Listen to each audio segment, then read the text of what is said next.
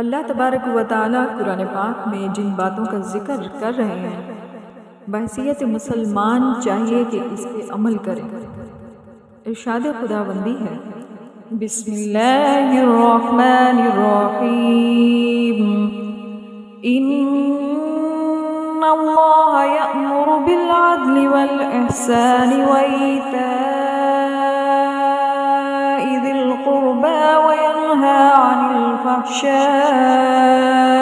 والمنکر والبغی یعظکم لعلکم تذکرون۔